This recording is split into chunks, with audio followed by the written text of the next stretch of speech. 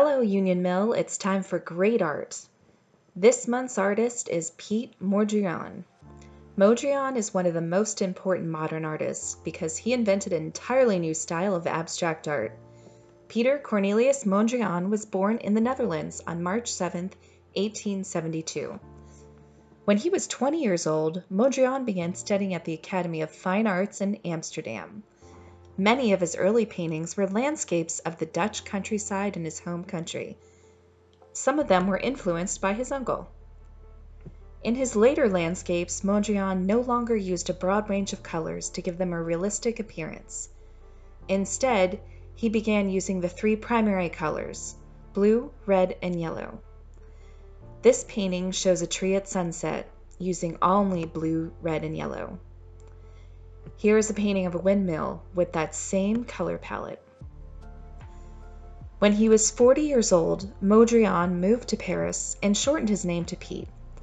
He began to experiment with a style called Cubism. In this painting, he combined cube-like shapes to form a tree. In 1914, Mondrian had to leave Paris and return to Amsterdam due to the First World War breaking out in Europe. Once he was home, Mondrian began to develop a completely new style. He first began to draw paintings consisting entirely of vertical and horizontal lines. Finally, he settled on using only the three primary colors: red, blue, and yellow. Piet Mondrian is the most famous for these grid paintings with red, blue, and yellow blocks. His abstract paintings included thin black lines and squares filled with red, blue, yellow, and white. These abstract paintings by Mondrian have different numbers of black lines and different sizes of spaces. They created a variety of patterns. In this painting, Mondrian turned the square canvas into a diamond shape. You can see this one at the National Gallery of Art in Washington, D.C. It's the only Piet Mondrian painting they have, but it is on display.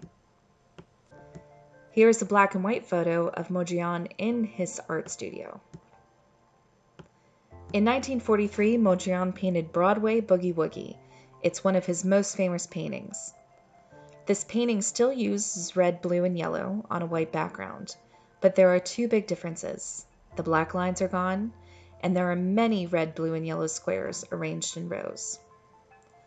Now that we've seen a variety of Mondrian paintings, let's get to making our own. Making a Mondrian is easy as 1, 2, 3.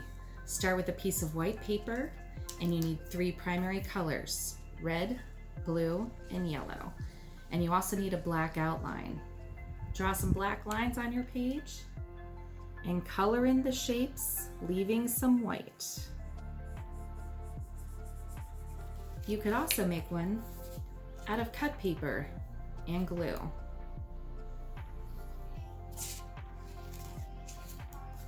Cut out the shapes you want and paste them on a black sheet of paper.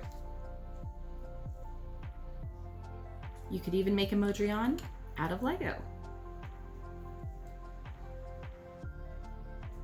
Or even a t-shirt. So be creative and show us how you made your own Mondrian.